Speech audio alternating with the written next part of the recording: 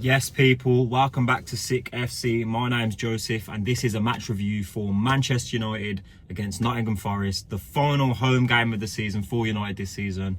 And United have come out with another win, another good performance. Michael Carrick's Reds keep on winning. They keep on winning. That's 8 wins from 9 home matches for Michael Carrick, with his only loss coming to Leeds United on the Monday 8 o'clock game. You know, the Premier League love to give us the Monday 8 o'clockers. But yeah, man, what a season at Old Trafford. Since Amarim's gone, anyway, it really has picked up at home, man. I think it's one of the biggest things and one of the biggest reasons why a lot of the United fans are content with Carrick being the manager, is because the home form since he got in has been absolutely exceptional, man. It's been so much better. And just that feeling of going into a game at Old Trafford and thinking, yeah, we'll beat these today. And it's come back. I do feel confident in 99% of games at home, so big props to the team for that. But yesterday was a game with many storylines. We had Bruno Fernandes equaling the assist record. We had Elliot Anderson coming to play against us when he's been massively linked to the club. We had CASEMIROS farewell, which is probably the most important thing of the day. We had Michael Carrick. This is probably his first game since we've all known that it's pretty much confirmed that he's getting the job. So yeah, a lot of stuff going on, and honestly, it was a beautiful watch. It was a beautiful watch. So yeah, it was a thoroughly entertaining game. The game started off with United putting the pressure on. We started pretty well, to be fair. It was really intense pressing. Well, I wouldn't even say pressing, just intense in terms of getting the ball forward and getting players into positions where Forest have to defend them. So the game starts. Ahmad plays Delo, who's on a nice overlap on the right-hand side. Delo gets it in, it gets cleared, comes back to Ahmad, who plays it to Bruno. Bruno knocks a lovely ball into the box, which gets cleared back out to Luke Shaw, who takes a lovely first touch like an experienced, seasoned striker, and then clarks it into the bottom corner. Lovely daisy cutter, just a beautiful finish. Proper aesthetically pleasing. Absolutely perfect. The keeper had absolutely no chance. And then from there, the first half almost kind of played at a testimonial pace. United did have a couple more chances to take a further lead, though. Forest went through. I think Gibbs White had a great opportunity in the first half, and Senna Lyman's makes a really good save 1v1. The ball breaks out. United put together an absolutely beautiful counter-attack. Cunha plays it to Bruno. Bruno, little back heel, round the corner. Cunha gets it back, runs straight through, and Bumo makes a brilliant run across the centre half.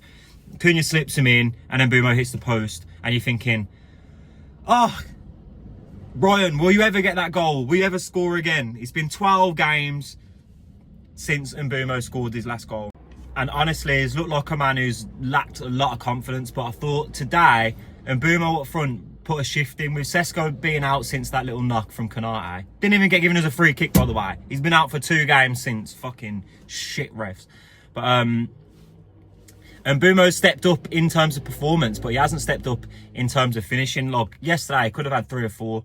And yeah, anyway, Mbumo hits the post from that chance. The rest of the half's kind of played at a weird testimonial pace. It's not that Forest weren't playing well or didn't have their chances. It's just that you could tell the game didn't have anything riding on it. You could just tell it wasn't that important to either side. And I think that kind of led to some good football being played from both teams. I thought both teams kind of went for it. Both teams tried to win. But it was a weird game. Like, it was good, but it didn't feel like it mattered, if that made sense. So it was just like good football, but for no reason. I don't know if I'm making sense there, but yeah. Second half kicks off and Forest score. Classic United. We start the second half quite well, has some chances, but Forest start getting back into it. They'd already put together some pressure in the first half. The ball comes in from Elliot Anderson, who had an absolute storming game. He knocks Ahmad off the ball, puts in a world-class cross. I can't even remember who scored. He can't miss. He just nods it in from 5 yards. 1-1, and you're thinking, oh, great, typical. Then, instantly, we go down the other end and score. But, let's be honest, it was handball. I'm not in the space of, like, denying when United get a call. That was handball. It was fucking handball. If that goes against us, I would be losing my fucking mind. There is no way that the referee can look at that and think, surely, like, how can a goal come from that? He's literally playing basketball with it. He's trapped it in his underarm. Yeah, it hits his thigh first, but we're never scoring that goal unless Mbeumo uses his arm. But I'll take it. We've been shafted all season from the PGMOL. We've been shafted all season by the referees. So, fuck it, we'll have it. Cunha slides it in after Mbeumo takes a handball, has a shot that gets deflected, and it falls back to Cunha, who slides it in the far post. Lovely finish. 2-1 United, and you're thinking, sound, back on top. Referee's giving us a call. Fair enough. You get some, you don't get some, it happens. So yeah, everything's looking good. And then Bruno has a chance to get his 20th assist of the season. United go on the break, and Mbeumo's clean through. Bruno plays a little 5-yard pass, and Mbeumo blazes it over, and you think, it's never happening for Bruno Fernandes. He's not breaking this record. But he carries on trying. This is one thing about Bruno that you know. He's never going to stop. Gets the ball on the right-hand side. Fizzes an absolute peach of a pass, and Mbeumo just sticks his toe out. Hits his toe. Finally, Mbeumo breaks his goal-scoring drought. 12-game drought for Mbeumo. At the start of the season was our best attacker. Finally gets a goal in the last game of the season at Old Trafford. I was absolutely buzzing for him because he did not stop working for it. And even though he had a bit of a stinker in front of goal, to have that much threat and to create that many chances just tells you about Mbeumo as a player and tells you what he's worth for the side. So, buzz and see him get his goal. Bruno makes 20 assists, finally equals De Bruyne and Thierry Henry for the most assists recorded in a Premier League season. Brilliant for Bruno. Everyone in the team was buzzing for him. He should have been 21 and had the all-right record stand out by himself. It should have been Bruno's record to lose, really. I mean, the amount of chances that we had. Xerxes and Ahmad come on. Sorry, Xerxes and Ahmad. Xerxes and Mount come on. And Xerxes... Oh, this guy needs to go. I'm sorry, he needs to go. I don't want to get too negative because United have won. It's the last home game of the season. But if that's the other option other than Sesko, then we're in big trouble, especially when we're in the Champions League. He's too slow. He's a nice guy. He brings good vibes, but he just doesn't have the quality. Forest also did pull one back again with an Elliot Anderson assist, who plays a lovely ball in the box to Gibbs White, who on his left foot hits it first time, catches Lamans off guard. It's a brilliant finish, brilliant cross, brilliant goal from Forest. I thought both of the goals that we conceded, that almost, I wasn't really too angry at them. I felt we controlled the game, dominated the game, but those two goals were just two individual pieces of brilliance from Anderson and a bit of brilliance from Gibbs White at the end to make it 3-2. But after that, United just seemed to have chance after chance. Bruno was running through at will, trying to get an assist, and every single time he was either messing it up himself or he was overthinking or playing it to players like Xerxes, who can't kick the ball hard enough, it seems, to get it in the fucking goal. Like, is it just me, or like, does everyone else know people who can kick the ball harder than Josh Xerxes? I can kick the ball harder than Josh Xerxes. Every shot that this guy has, it like trickles and p-rolls. But yeah, Bruno should have been clear, 21, 22, 23. And then there's one more thing that I've not spoke about in this game, and I've been saving it for the end, because Casemiro, you will be remembered here, my friend. Thank you for all of the things that you've done at United. The actual effort and the passion that this guy's played with when he did not need to. He's on 300 bands a week. He's been dropped by the shittest Man United manager of all time. This guy could easily have left, took a load of Saudi dough, you know what I mean, pissed up the rest of his career up the wall and just fucking called it a day, took the money. But did he do that? No, he did not. He worked as hard as he can. All of the stories that we've heard about Casemiro from people inside the club just seem to show you what kind of person this guy is. When Casemiro lost his positions, Toby Collier and Ruben Amorim, he was giving Collier tips and examples because he knows he's a young player and he knows he needs the help. Like, this is a guy who cares about the club. He's professional as can be. And then to add to that, the performances that he's put in this season especially, and the first season especially, they deserve the fanfare. And it was beautiful to see the United fans show a legend of the game some proper appreciation and say, thank you for the efforts that you've put in here. Thank you for the time that you spent and the energy that you've given the fans. And thank you for being connected with the club. There are so many people who come to Man United and just feel like they don't get it. When the last manager was here and he's saying certain things, you just think, This guy doesn't understand Man United. When Mourinho was slagging off the youth players at pre-season and he got sacked, it's because he didn't understand Man United. And these are some of these people in the game. It's not that they don't know football. Ruben Amorim knows football. Jose Mourinho knows football. Louis van Gaal knows football. David Moyes knows football. But understanding Man United and getting it, it's intangible. And when someone who's won 5 Champions Leagues with another club comes to United and gets the club on that level and the club gets him on that level, it's amazing to see. And that's why you're seeing the fanfare for him, because Casemiro hasn't been the best player to play for United. Look, I've seen some people say that this fanfare seems a bit far-fetched, but no, I think when someone truly gets the club, they deserve to be remembered. And for the performances that he's put in, he's won us the Carabao Cup, he's won us games, he's scored against Chelsea and in big games for United. God bless you, Casemiro. Thank you for everything. You will always have a place here at Sick FC. You'll always have a place here at Man United. So bless you.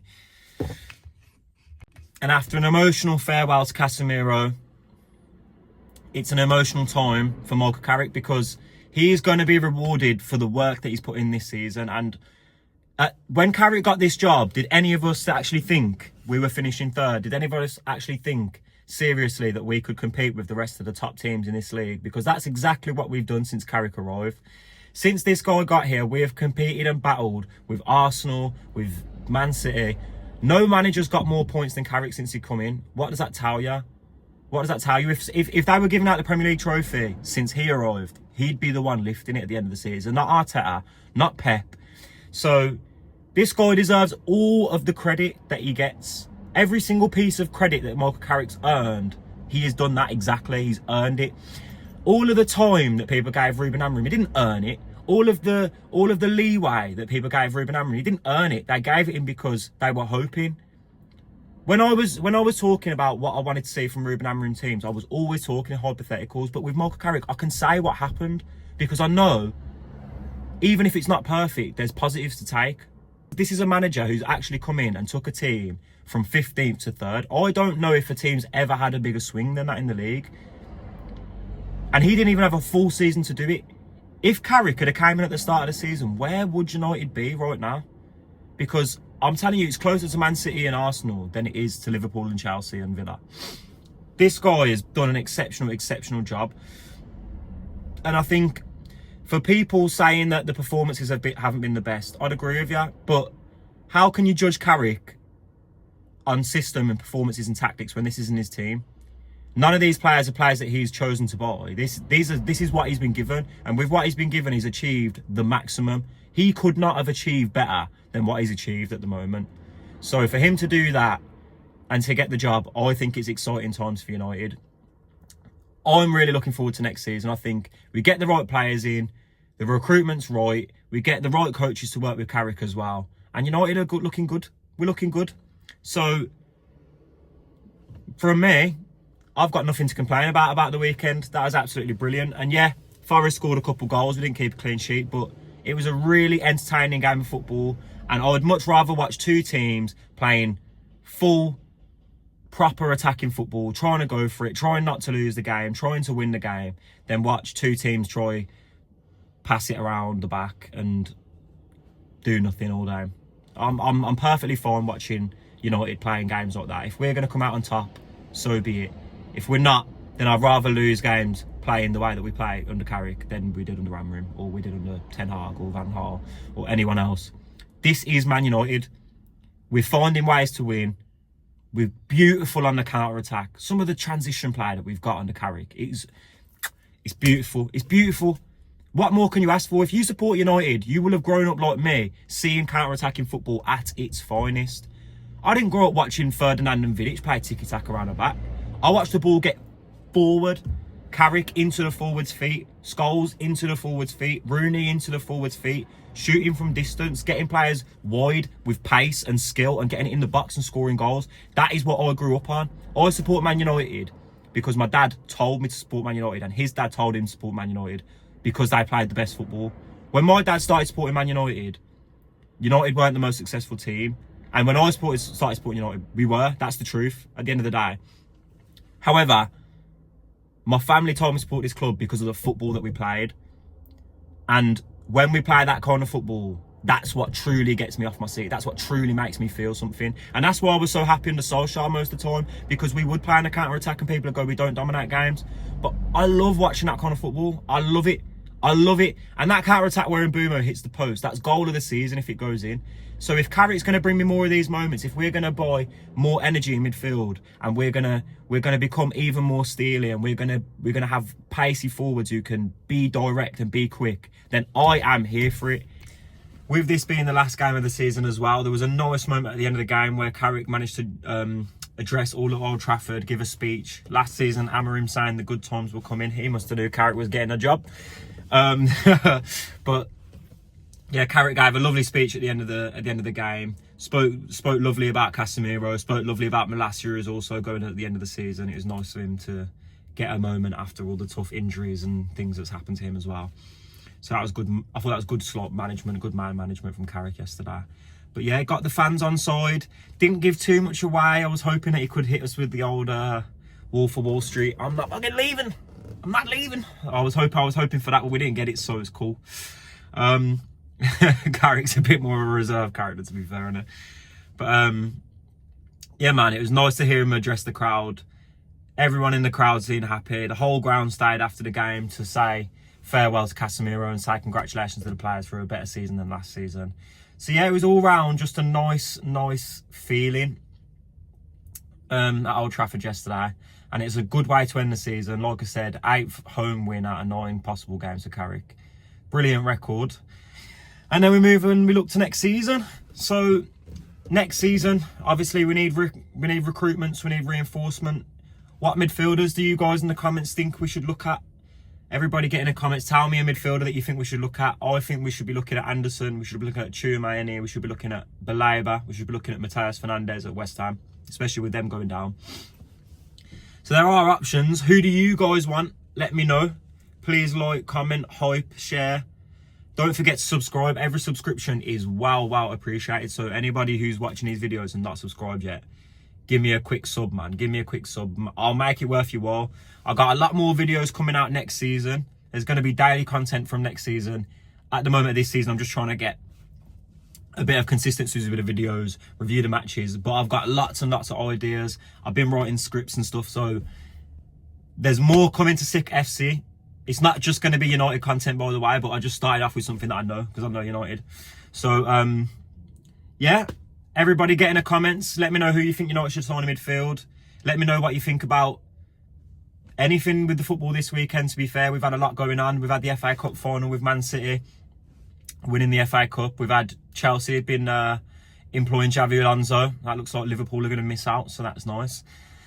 But yeah, man, everybody get in the comments. Let's get the debate going. Let's get the conversation going. I've been Sick Boy Joseph, aka Sick FC, aka Joseph, aka whatever the fuck you want to call me.